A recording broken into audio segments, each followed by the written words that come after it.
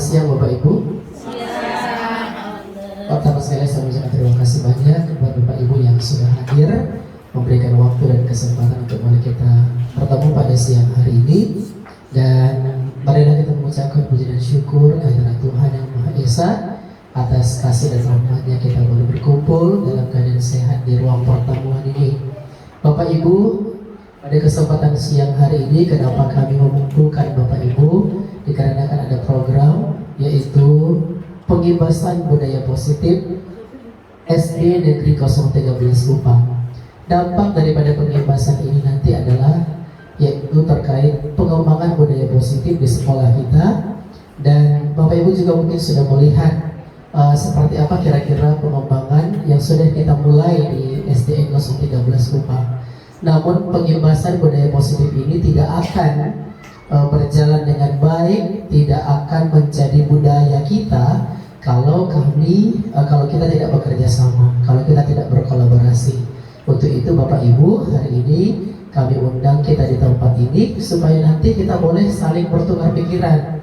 Budaya positif ini apakah layak dikembangkan atau ada hal baru yang akan kita lakukan di sekolah kita ini untuk kedepannya menjadi satu program di kita mulai dan terus menerus akan kita laksanakan sampai kita habis masa kerja kita mungkin di sekolah ini.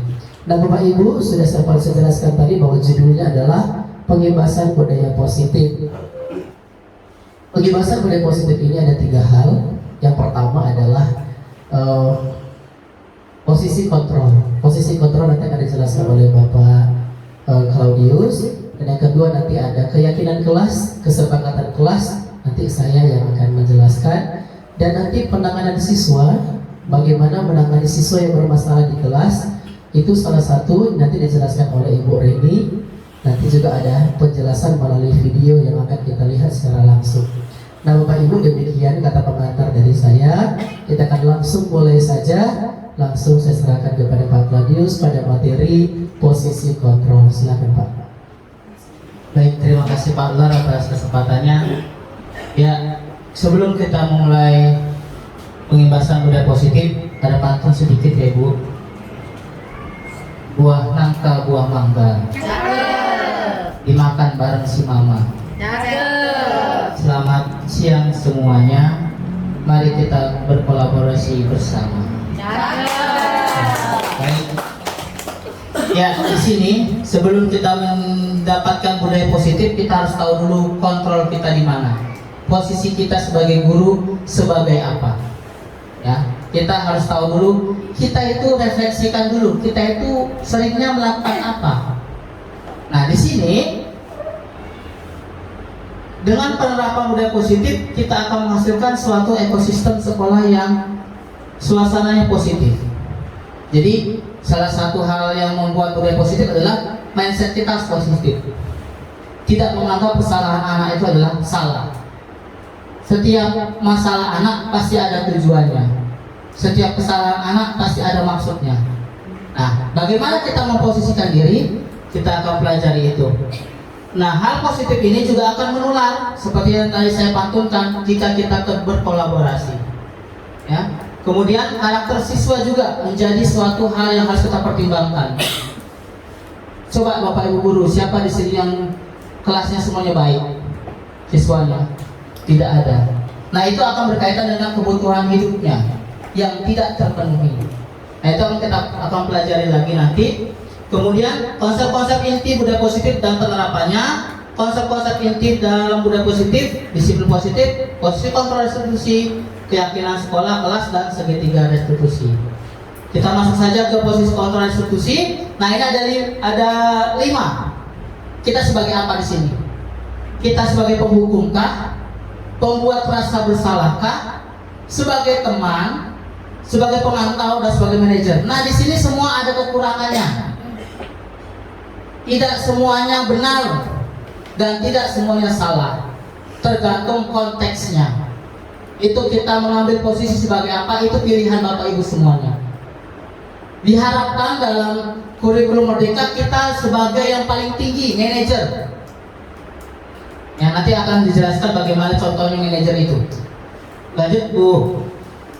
Nah ini sebagai penghukum. Ini contoh kalimatnya. Patuhi aturan saya atau awas. Pernahkah kita berkata seperti itu? Nah kita jawab kepada dalam diri kita. Kamu lagi yang salah. Kamu terus. Itu sudah memvonis siswa sebagai penghukum. Nah, sebagai penghukum ini ada hasilnya Bapak Ibu. Ada hasilnya kepada siswa. Siswa menjadi agresif, tidak takut. Malah dia akan semakin merajalela karena senang. Kebutuhan hidupnya itu kesenangan. Dia yang tidak terpenuhi di rumah itu kesenangan. Jadi dia senang seperti itu. Ibunya perhatian sama saya. Makin parah dia nantinya. Bukan semakin jerah. Hanya 5 menit, hitunglah coba. Hanya 5 menit dia seperti itu memperhatikan. Tapi nanti akhirnya tidak menjadi kesadaran diri. Itu negatifnya dari posisi penghukum. Kita ke posisi yang kedua, tentang pembuat rasa bersalah. Nah ini sering kita lakukan. Saya buatlah dia menjadi rasa bersalah supaya bisa mematuhi aturan saya. Padahal ini adalah hal yang lebih parah daripada penghukum Bapak Ibu. Sebenarnya kita sering mengatakan, ibu sangat kecewa sama kamu. Berapa kali Bapak sudah beritahu kamu lagi yang berbuat seperti itu. Dikatakan dengan lembut sekali. Ini menyentuh perasaan anak. Secara emosional anak akan tersentuh. Tetapi akibatnya adalah anak menjadi merasa bersalah dan rendah diri. Tidak mau berkreasi lagi. Tidak mau menunjukkan diri bahwa dia itu bisa. Tidak mau. Gimana coba kalau orang tua kamu tahu begini? Nah kita kadang-kadang begitu kan ngomongnya. Membuat bersalah. Tapi efeknya apa? Anak itu menjadi rendah diri, tidak percaya diri lagi. Segala-gala mempertimbangkan reaksi dari kita semua. Apa sih ya Bapak Ibu ini? Kok saya bersalah begini, gimana ya? Nah, anak-anak itu belum bisa mengontrol emosionalnya. Dibawa ke rumah, diam saja. Tak taunya seperti kasus yang sebelum-sebelumnya merasa rendah diri dan akhirnya jatuh dari gedung sekolah. Itu efek dari guru. Jadi jangan sampai kita itu membuat anak itu ya terlalu merasa bersalah ya. Kemudian yang ketiga, teman. Nah ini kita sering menganggap ini adalah hal yang baik. Ayo bantulah dek, nak demi bapak ya. Ayo ingat tidak bantuan bapak selama ini. Ya sudah, kali ini tidak apa-apa, nanti ibu bantu bereskan. Ini adalah posisi kontrol yang dinilai baik, terlihat baik, tetapi ada efeknya. Kenapa? Tidak ada kesadaran diri siswa itu untuk berbuat itu untuk dirinya sendiri. Tetapi dia akan patuh pada beberapa guru saja. Misal saya sendiri menganggap anak ini teman. Setelah naik kelas 4, misalnya dia kelas 3, naik kelas 4, guru wali kelasnya tidak melakukan seperti yang saya lakukan. Akibatnya apa? Akibatnya dia merasa tidak nyaman. Sehingga dia akan patuh pada satu guru itu saja. Dia bukan teman saya. Dan di sini kita harus hindari antara menjadi teman dan menjadi guru. Ada batasannya. Jangan sampai kita melewati batasan-batasan yang ada di masyarakat. Ya, menjadi teman boleh. Terserah Bapak Ibu mengambil posisi sebagai apa.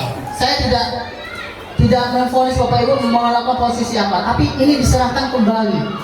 Bagaimana Bapak Ibu menerapkan posisi apa yang Ibu lakukan.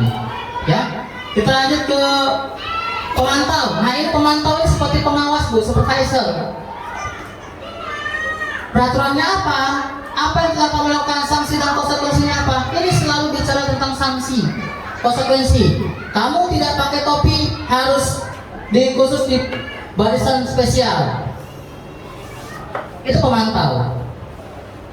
Ini sama akibatnya nanti anak-anak itu menjadi emosional dan agresif. Hukum. Pasti kita melihat anak yang tidak pakai topi itu aja kan? Itu senang. senang, bukannya karena tidak lupa Bu, itu senang. Karena merasa diperhatikan. Jadi kebutuhan hidupnya itu adalah kesenangan. Di rumah itu tidak mendapatkan itu.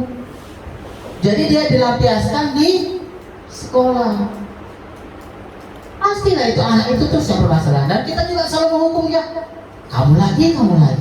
Kita sebagai penghukum. Malah senang lagi dia.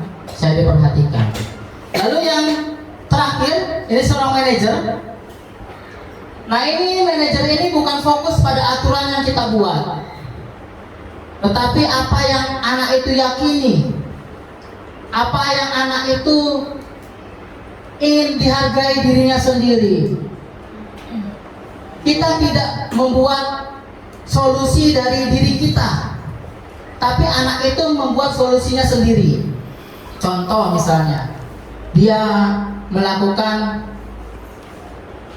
terlambat 15 menit ke sekolah. Kira-kira apa hukumannya? Coba. Yang menurut Bapak Ibu yang pas. Mungkut sampah, apa lagi? Coba. Lari lapangan. Apa lagi? Nah, apakah menurut Bapak Ibu yang kita lakukan itu adalah seorang manajer? Manajer itu adalah yang meningkatkan kualitas diri anak-anak. Kalau dalam perusahaan, bawahannya meningkatkan kualitas mereka itu bagaimana ke depannya. Ya. Itu adalah pilihan kita, jawaban hukuman dari kita, betul kan? Dari lapangan, berdiri depan pintu kelas dan sebagainya. Nah, yang kita sampaikan adalah nanti ini akan kita pelajari di segitiga restitusi tentang perkataan ini. Apa yang kita yakini? Yakini ini ada berasal dari keyakinan kelas. Nah, itu nanti akan kita berjalan. Lalu apakah kamu meyakininya? Yakin ini pada keyakinan kelas, bukan aturan sekolah. Kenapa bukan aturan sekolah? Karena keyakinan kelas adalah turunan dari aturan sekolah. Itu yang akan dijelaskan nantinya. Jika kamu meyakininya, apa kamu bersedia memperbaikinya? Kira-kira kalau anak salah, dia mau memperbaikinya nggak Bapak Ibu? Pasti mau. Karena dia merasa bersalah. Misal tadi berantem misalnya. Kita itu kadang-kadang menganggap berantem itu suatu hal yang sudah parah ya. Tapi nanti 15 menit kemudian mereka main lagi Bapak Ibu. Kita ikut-ikutan, ini berkelahi terus dua orang ini. Tapi nanti setelah keluar kantor itu baik-baik lagi tuh. Jika kamu memperbaiki ini, hal ini menunjukkan apa tentang dirimu dan apa rencana kamu untuk memperbaiki hal ini. Nah ini, seorang manajer itu tidak fokus pada peraturannya saja, tetapi bagaimana cara memperbaikinya. Anak-anak diminta untuk memperbaikinya. Apa hal-hal yang perlu diperbaiki dalam hal itu? Ya, inilah pilihan kita Bapak Ibu. Dan ini adalah sesuatu yang dianjurkan dalam pendidikan guru penggerak menjadi seorang manajer, di mana pendekatannya adalah pendekatan yang humanis dan organik, tidak berbasis sebagai mesin, tidak berbasis sebagai atasan dan bawahan, tidak seperti itu. Manajer itu adalah mengayomi. Ya, nah inilah kita ambil posisi ini, kita refleksikan apa yang sering kita lakukan. Pilihannya ada 5, sering yang mana kita lakukan. Nah ini nanti akan dilanjutkan dengan keyakinan kelas, di mana itu akan menjelaskan tentang alur dari segitiga restitusi yang akan kita pelajari selanjutnya. Demikian dari saya. Apakah ada pertanyaan untuk sesi pertama?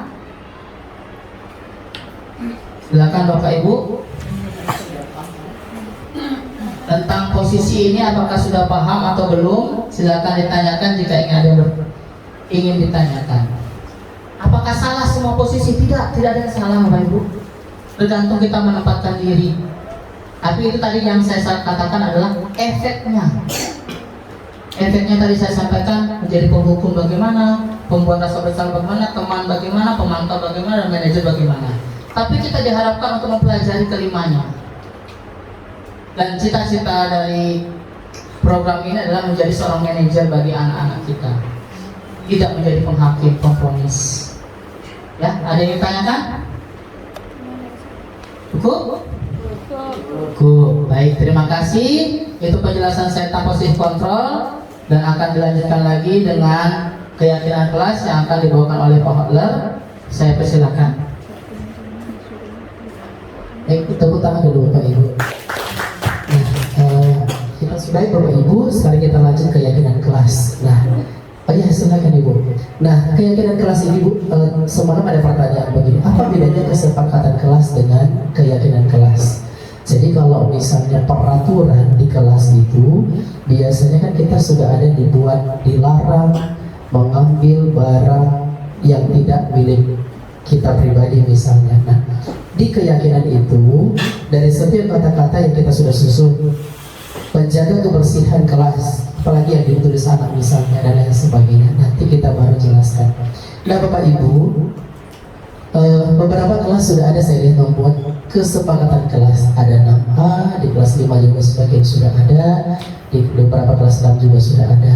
Artinya sudah paham, sudah mengenal apa itu keyakinan kelas atau apa itu kesepakatan kelas. Bapak Ibu, kesepakatan kelas itu tidak boleh guru sendiri yang membuat, tetapi dibuat bersama-sama. Nah, Bapak Ibu saya tidak banyak jelaskan.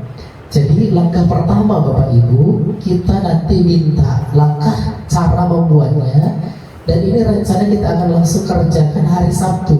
Jadi setiap kelas itu untuk nanti harus membuat keyakinan kelas. Jadi hari Sabtu itu kita akan langsung membuat.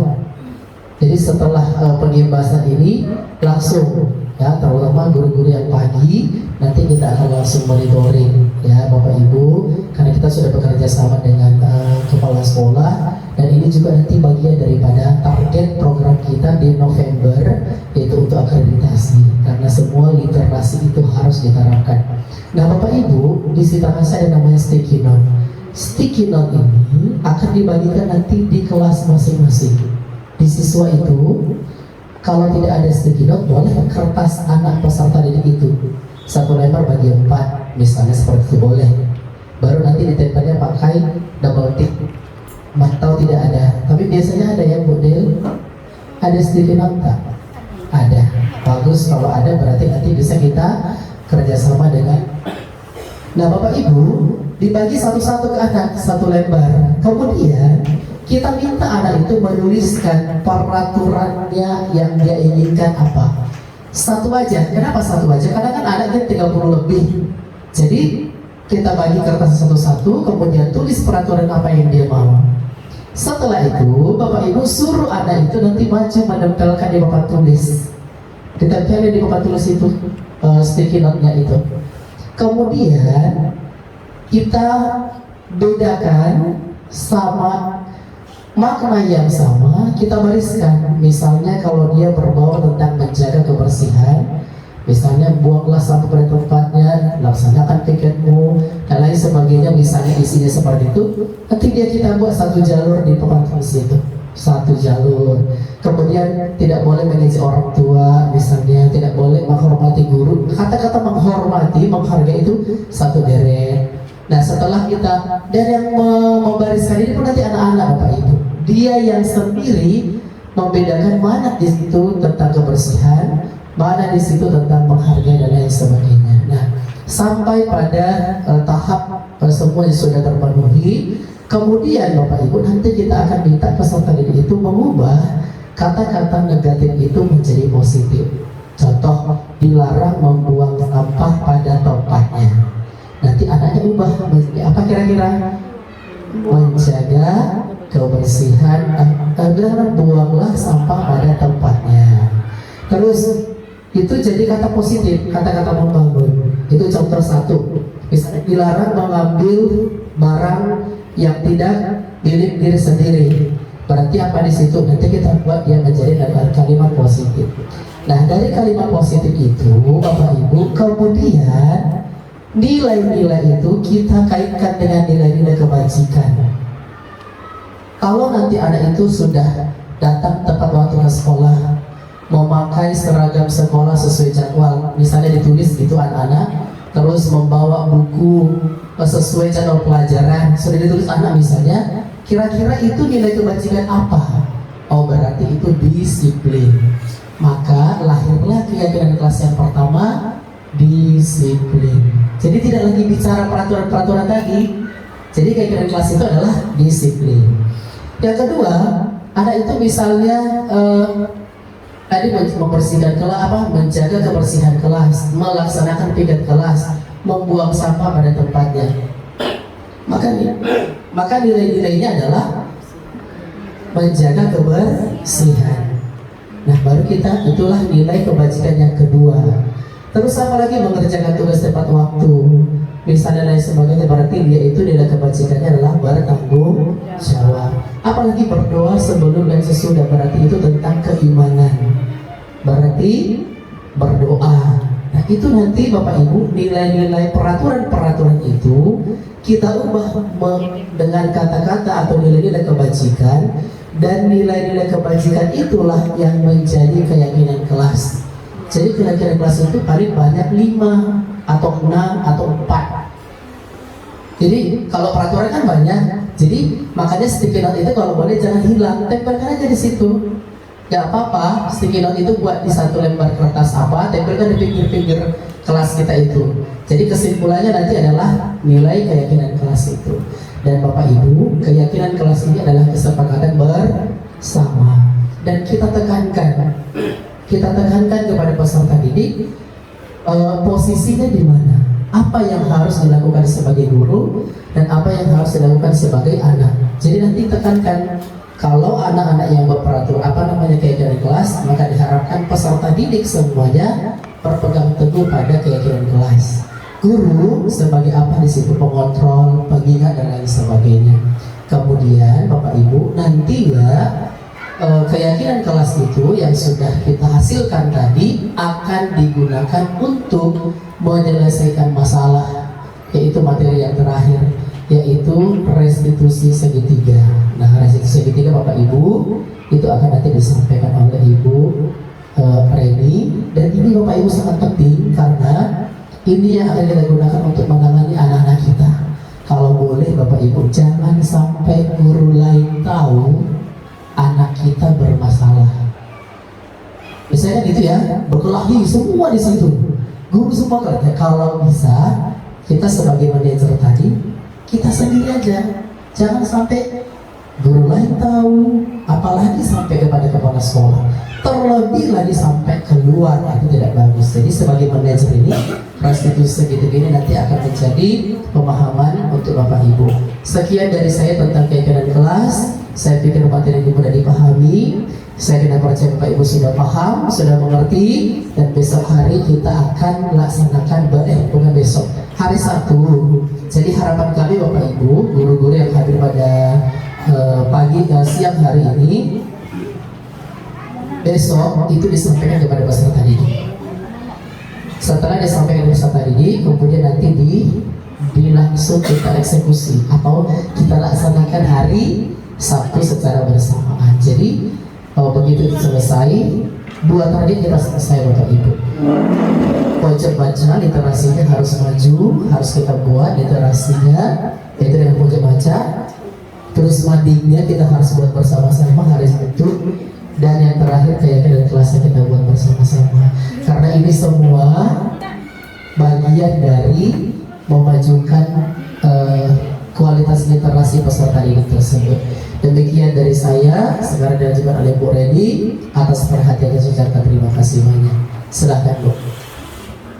Oke, terima kasih. Mungkin karena sudah terlalu banyak bicara, ada yang ngantuk kali ya. Jadi ada yang tidak fokus. Nah, supaya sedikit meregangkan pemikiran kita, ice breaking dulu kali ya. Ngopi nanti. Ice breaking dulu. Pak Orlan bisa minta bantu dibagikan sticky note-nya ke setiap guru. Oh iya. Ada berapa ya? 1, 2, 3, 4, 5, 6, 7, 8, 9, 10, 11, 12, ada 13 ya? Oke, nah ya ice breaking dulu kita ya. Sebelum saya jelaskan berikutnya. Semua guru sudah dapat? Sudah. Oh belum ya? Oke. Dikasih kopi sama nasi padang. Oke, sudah dapat semua ya. Nah, mulai dari Bu Jila sampai Ibu Anita menuliskan di sticky note-nya jika saya lanjutkan Ibu, Bapak mau apa? Jika saya apa? Oke. Lalu mulai dari Ibu yang di samping Ibu Jila sampai Ibu Siti, Ibu Husni. Maaf ya. Sampai dari Ibu Husni sampai Ibu Siti menuliskan maka saya akan. Nah, lanjutkan. Maka saya akan apa? Oke. Kasih hadiah. Ditutup ya, jangan contek teman.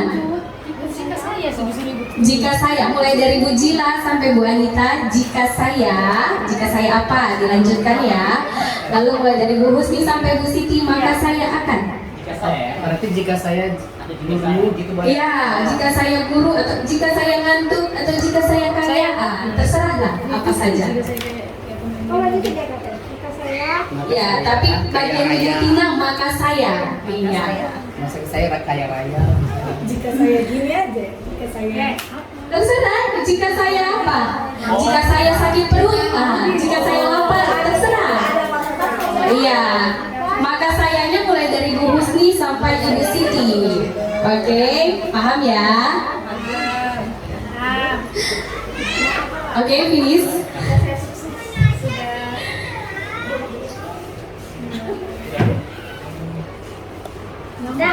Oke, finish ya.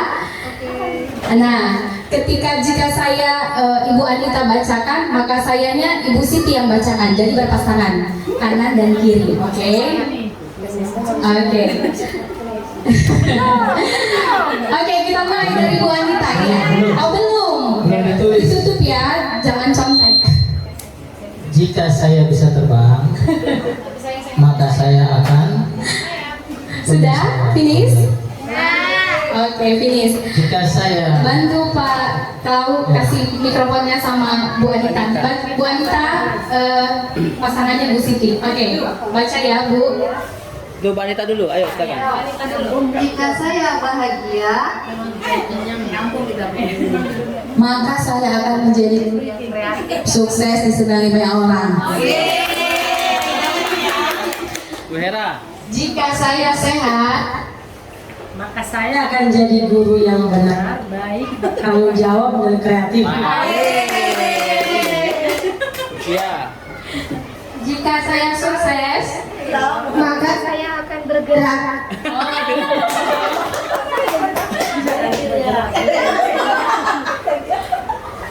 jika saya lapar,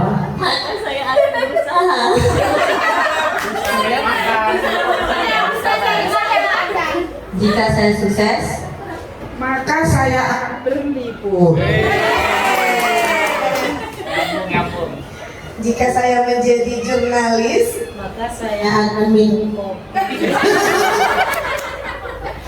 ya saya, Bu Husni pasangannya saya. Jika saya berhasil, jujur ya. Boleh diganti nggak?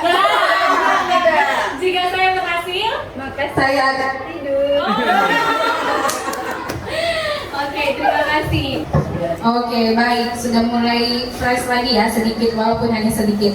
Nah, sekarang kita ke segitiga restitusi. Apa itu segitiga restitusi?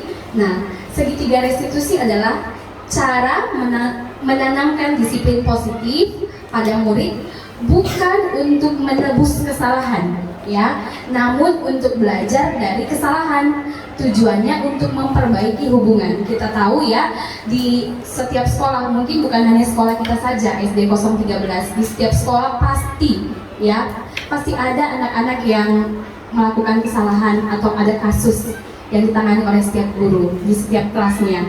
Tidak ada yang mulus-mulus saja. Nah, bagaimana cara kita menghadapi kasus tersebut, menyelesaikannya?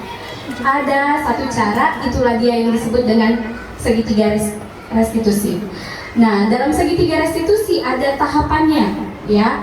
Di sini teman-teman guru-guru hebat bisa lihat ada 3 tahapan dalam segitiga restitusi. Yang pertama itu menstabilkan identitas, lalu yang kedua validasi tindakan yang salah, dan yang ketiga menanyakan keyakinan. Nah, ini adalah 3 tahap yang paling penting yang harus kita lakukan ketika kita menghadapi anak yang bermasalah.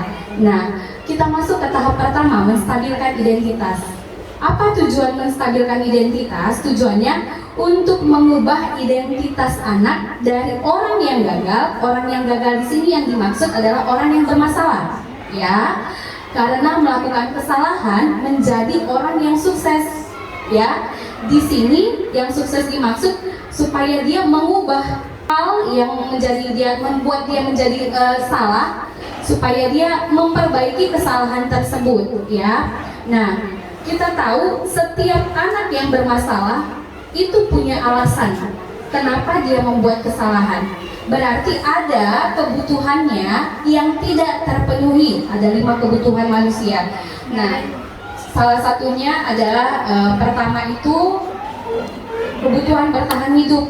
Yang kedua kebutuhan cinta dan kasih sayang. Nah, ini yang sering kali kita temui. Kurangnya cinta dan kasih sayang dalam keluarganya membuat dia di sekolah berulah, bertingkah, ingin diperhatikan oleh gurunya, ya, sehingga dia sering mengganggu teman atau kurang percaya diri juga bisa, ya, atau misalnya tugas-tugasnya tidak terlaksana, disiplin sekolah tidak dilaksanakannya. Itu ada penyebabnya pastinya. Nah, supaya kita mengetahui penyebabnya itu apa, langkah-langkah yang harus kita lakukan sebagai guru, kita harus melaksanakan 3 tahapan ini. Dan yang pertamanya adalah menstabilkan identitas. Biasanya anak yang bermasalah itu dia ketakutan ketika gurunya tahu dia bermasalah, sehingga dia tidak jujur, ya, tidak jujur atau menyembunyikan, ya. Nah, bagaimana caranya supaya anak itu mau bercerita jujur kepada kita apa yang membuat dia bermasalah? Nah, kita pertama harus menstabilkan identitasnya. Caranya itu, ya, kita mengajukan beberapa pertanyaan yang membuat dia tidak takut atau merasa nyaman dengan kita sehingga dia mau terbuka. Contohnya itu kita bisa bertanya kepada anak, tidak apa-apa nak, ibu juga ketika sekolah pernah kok melakukan kesalahan yang sama. Nah, dengan bertanya seperti itu, mengucapkan kata-kata seperti itu, si anak merasa, oh iya ya, yang kulakukan ini ternyata hal yang juga pernah dilakukan oleh orang lain. Nah, di sini bukan berarti kita membenarkan apa yang dia lakukan, tetapi mengajar dia atau mengajak dia supaya mau terbuka. Nah, dari sini, dari langkah yang pertama ini setelah pemikirannya terbuka atau tenang, kita masuk ke tahap kedua. Di tahap kedua itu memvalidasi tindakan. Di validasi tindakan ini, ya, setiap tindakan yang dia lakukan, baik atau buruk, pasti memiliki alasan seperti yang tadi saya sampaikan. Nah, setelah dia nyaman dengan kita, lalu di validasi tindakan kita bisa bertanya apa yang menjadi penyebab dia melakukan hal tersebut. Kita bisa mengajukan beberapa pertanyaan. Contohnya ya, yang kamu lakukan itu apa sebabnya nak? Atau misalnya itu pertanyaan yang lain, kamu pasti punya alasan mengapa melakukan itu, bisa cerita ke ibu. Dengan bertanya seperti itu pasti si anak mau terbuka dan bercerita apa yang menyebabkan dia melakukan hal tersebut, ya.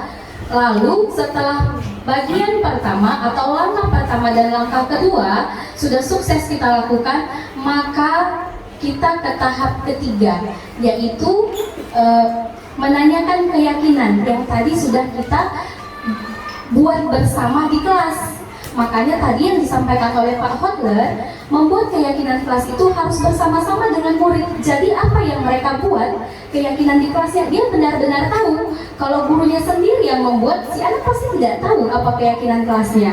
Tetapi ketika kita mengajak anak-anak bersama-sama membuat keyakinan kelas, nah dia jadi tahu, oh ternyata aku melanggar hal ini, begitu. Jadi kita bisa mengajukan pertanyaan ya kepada anak tersebut, kamu ingat nggak keyakinan kelas yang kemarin kita buat? Kira-kira keyakinan kelas yang mana nak yang kamu langgar atau yang kamu tidak lakukan? Nah, dia bisa kasih tahu tanpa harus kita paksa sendiri. Setelah dia kasih tahu, iya bu, yang saya tidak lakukan disiplin misalnya begitu. Nah dari situ kita tidak bisa menghukum si anak dengan aturan kita sendiri. Kita berikan ke dia supaya dia yang membuat disiplin dirinya sendiri. Artinya internal dari dalam dirinya sendiri tanpa ada paksaan dari orang lain. Nah bagaimana caranya? Kita tanyakan ke dia, kira-kira bagaimana caranya nak memperbaikinya? Kalau kamu sudah melanggar keyakinan tersebut, memperbaikinya bagaimana? Nah, biarkan dia sendiri yang membuat disiplin dirinya sendiri. Dia akan menjawab mungkin ya, iya bu, misalnya dia berantem dengan temannya, kira-kira memperbaikinya bagaimana? Mana nak? Saya harus minta maaf bu. Jadi dari dia sendiri, bukan kita sendiri yang mengatakan kamu harus minta maaf ya, tidak.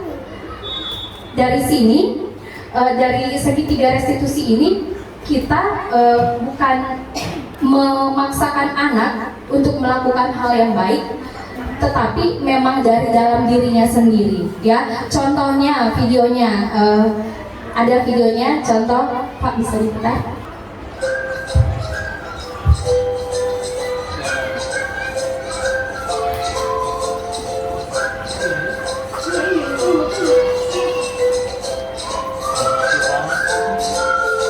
Contohnya ya, ini kasus anak kelas 1.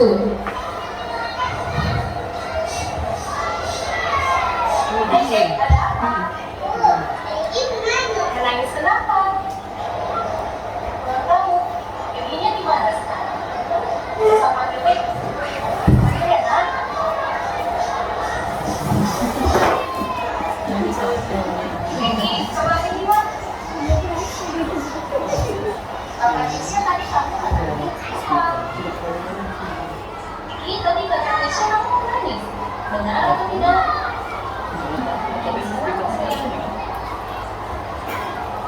Nah, dia ketakutan, tidak mau kasih tahu kenapa dia menangis, ya. Dia takut gurunya akan marah. Ternyata gurunya bilang bahwa ketika sekolah gurunya juga pernah menangis sama seperti dia. Jadi itu adalah hal yang wajar, ya.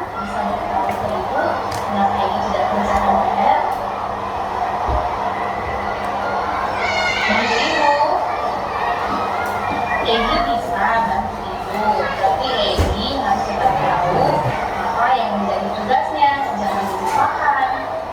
Paham Egi?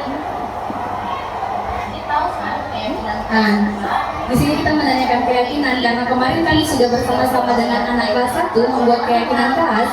Jadi dia tahu keyakinan kelas mana yang dia sudah tidak laksanakan, gitu. bagaimana caranya supaya Egi bisa mengerjakan PR-nya supaya guru bisa melakukan tugasnya kembali.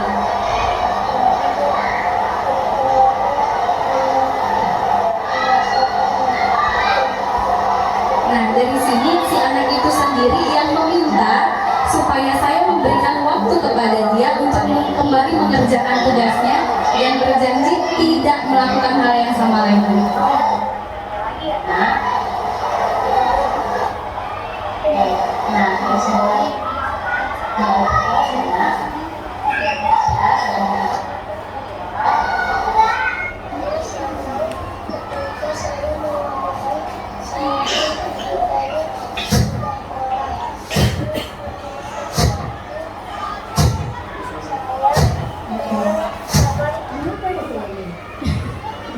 Oke, baik. Nah, ketika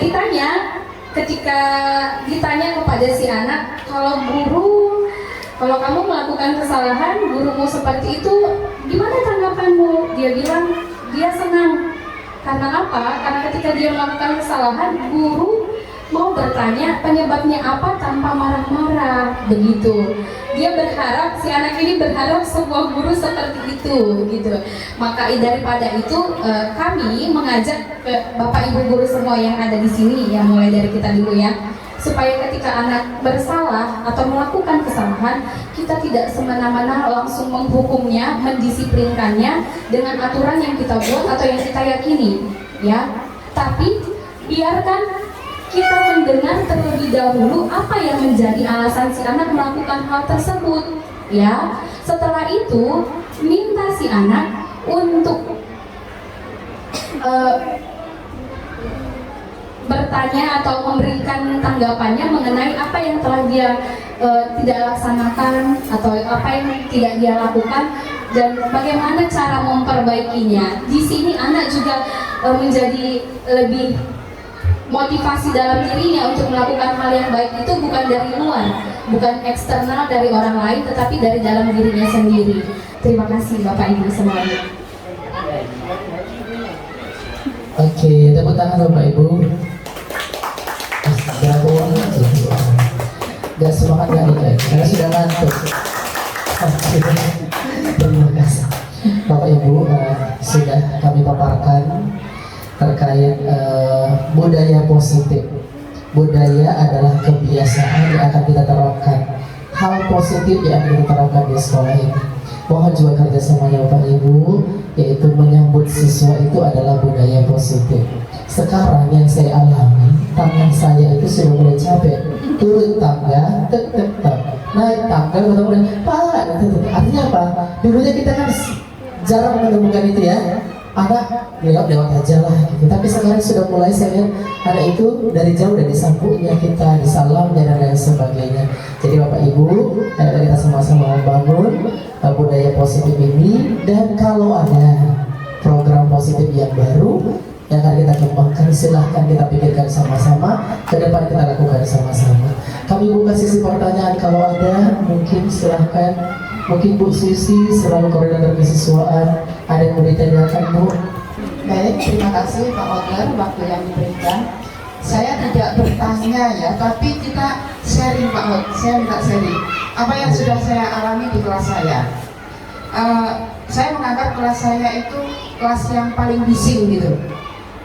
Mungkin Bapak Ibu guru yang lain yang masuk kelas saya juga seperti itu, atau di kelasnya juga seperti itu, bising seperti anak saya.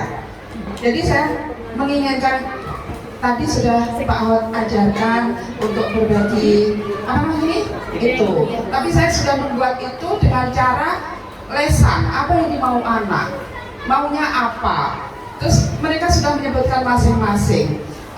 Bu, berpakaian rapi kalau di dalam kelas sampai pulang, kita tulis. Bu, setelah jam istirahat masuk tepat waktu. Oke, kita sepakati. Kita lemparkan ke anak semua. Kira-kira sepakat nggak kalian?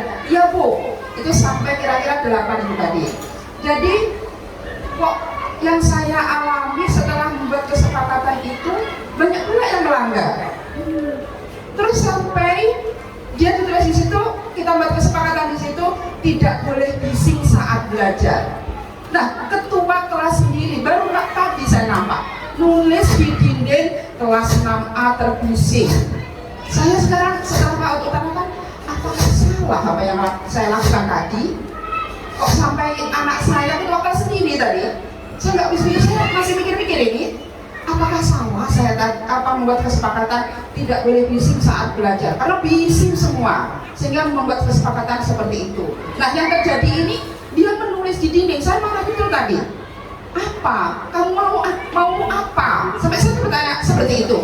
Jadi mereka tidak menjawab apa-apa. Mungkin karena di depan anak banyak. Tidak seperti Bu Reni tadi.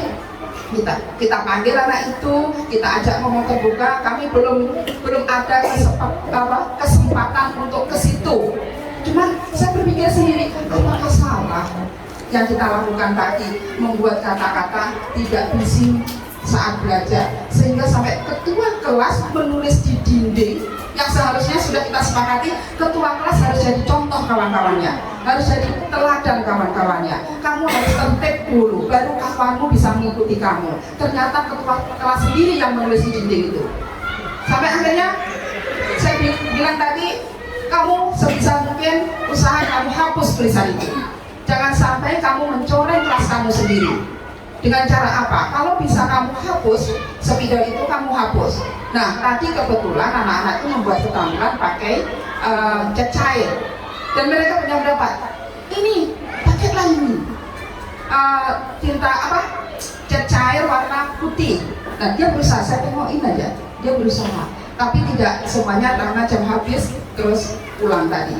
Nah, yang ingin saya ajak sharing Bapak Ibu yang ikut guru penggerak, apa sih yang harus saya lakukan kalau saya mendapati anak saya seperti itu? Apakah tindakan saya itu salah atau bagaimana sebaiknya? Itu saja. Terima kasih. Assalamualaikum warahmatullahi wabarakatuh. Ya, baik. Mungkin masukan dari saya. Kalau terjadi seperti itu, mungkin mengulas kembali Bu Susi, mengulas kembali keyakinan kelas yang telah dibuat.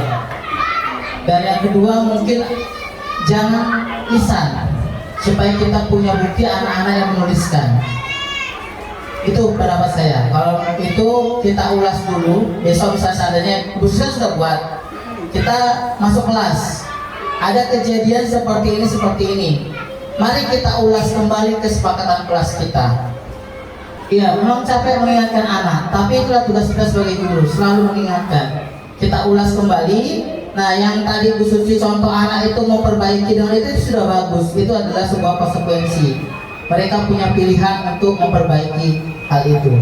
Tapi yang saya katakan tadi, supaya kita punya bukti anak-anak pernah menyampaikan itu, lebih baik ditulis kembali. Dan juga kita buat kalimat yang positif. Khusus tadi bilang tidak boleh bising di kelas. Artinya di situ adalah memperhatikan guru saat menjelaskan. Seperti itu bahasanya. Mungkin saat belajar suasana tenang. Mungkin itu kalimat positifnya. Mungkin itu dari saya. Ada tambahan Pak Hotler, Bu Erini? Oke ya, menambahkan sedikit dari yang dijelaskan Pak Claudius. Memang benar, sebagai guru kita harus selalu mengingatkan. Pasti kita juga butuh punya batas kesabaran ya Bu Susi ya. Nah, terus ada kalanya anak ini diingatkan tetap dilakukan, sampai kadang kita gimana caranya ini? Kita bisa buat sistem credit point juga di kelas. Jadi ada aturan juga di kelas. Ketika mereka melanggar atau tidak melaksanakan keyakinan kelas yang mereka buat, itu kan udah kesepakatan bersama. Buat lagi kesepakatan apa konsekuensinya, gitu. Jadi ada credit point. Ketika poinnya sudah sekian, nanti bicara 4 mata dengan guru di satu tempat seperti yang saya lakukan. Tambahan poinnya bisa panggil orang tua. Jadi harus dikomunikasikan juga, karena dalam mendidik anak bukan hanya tugas guru untuk mendisiplinkannya, perlu berkolaborasi dengan orang tua. Jadi kita kasih tahu juga kepada orang tua sistem ini yang kita lakukan di kelas. Nanti kalau poin anak sekian, pada panggilan kepada orang tua, kita bicara ke orang tuanya, begitu. Jadi kita panggil orang tuanya, begitu Bu. Kalau memang sudah sangat fatal sekali ya yang dilakukan si anak. Sudah saya tulis di bawah itu Bu. Melanggar sekali kita kasih peringatan, melanggar 2 kali kita kasih peringatan, 3 kali kita mengambil orang tua. Itu saya tulis sepertinya di bawah. Betul. Ada poinnya nggak Bu? Poin sekian. Nah itu yang pertama. Terus yang kedua, ketika dia melanggar itu, benar nggak Ibu sudah laksanakan? Ada kalanya kan mereka menganggap cuma tulisan doang. Sampai saat ini belum pernah kok dipanggil sama Ibu Susi orang tuaku. Begitu dia. Karena kadang anak-anak itu walaupun kita sudah tuliskan, dia merasa itu hanya seperti gertakan saja kepada mereka, karena kita nggak pernah lakukan. Jadi ketika kita lakukan, mungkin ya, nah orang tuanya juga akan menasihatinya di rumah. Jadi kasih tahu tidak boleh begitu. Memang benar-benar kita laksanakan begitu. Itu dia Bu.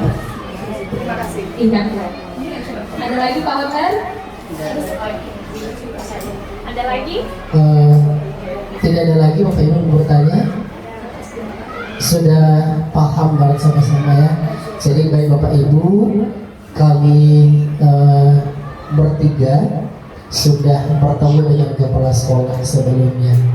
Kita sudah sampaikan budaya positif ini. Jadi kenapa kami berani mengumpulkan Bapak Ibu? Karena pesan dari kepala sekolah sampaikan ke beberapa guru dan nanti sama-sama melaksanakan. Jadi Bapak Ibu yang saya datangi merupakan bukan tidak ada yang tidak mau bekerja sama. Semua yakin guru-guru di SDN 013 ini mau bekerja sama. Tapi untuk yang kami panggil hari ini berarti merupakan garda terdepan untuk melaksanakan budaya positif ini mulai hari ini, besok dan seterusnya. Jadi Bapak Ibu, mari kita bergandengan tangan, berkolaborasi untuk memajukan sekolah ini, terlebih budaya-budaya yang baik yang akan kita terapkan ke depan. Sekian dan terima kasih atas kerjasamanya, atas partisipasi Bapak Ibu. Saya ucapkan terima kasih banyak. Semoga kita menjadi guru-guru yang luar biasa, guru-guru hebat, dan dapat mencerdaskan SDN 013 ke depan. Sekian dan terima kasih.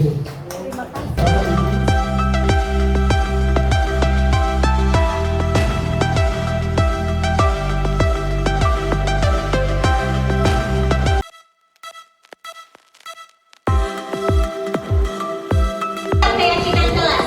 Nah, biasanya kan kita ada peraturan kelas. Kalau peraturan kelas itu bahasanya yang negatif. Nah, kalau keyakinan kelas, kita nanti rubah kata negatif itu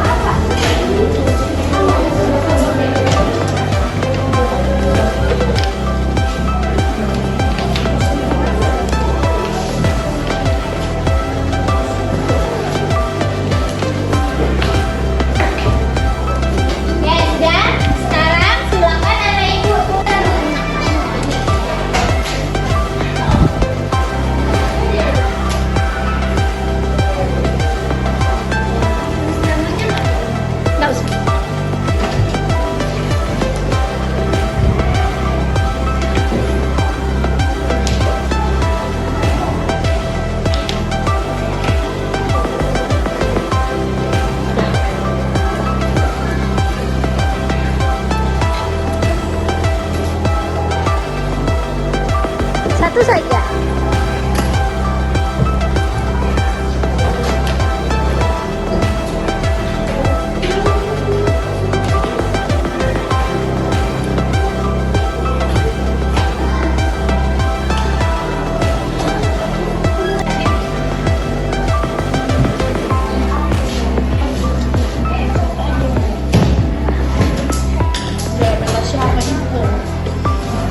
Oke, dari yang sudah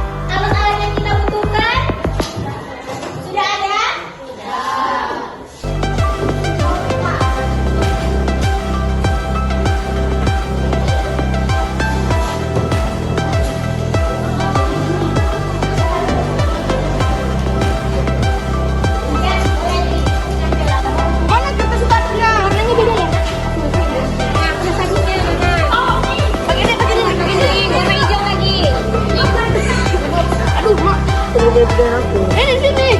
Apa ini biar jadi oren? Iya. Itu sini.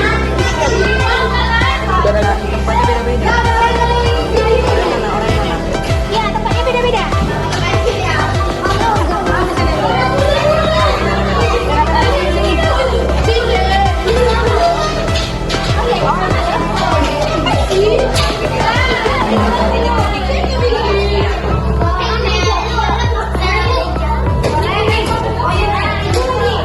Putra, jangan ngalangin, Put.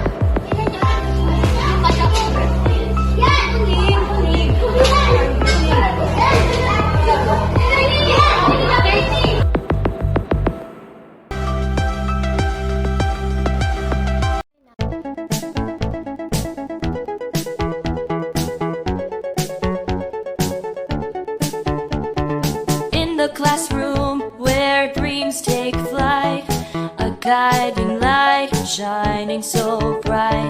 With knowledge and wisdom, you show the way. My teacher, my hero, day after day.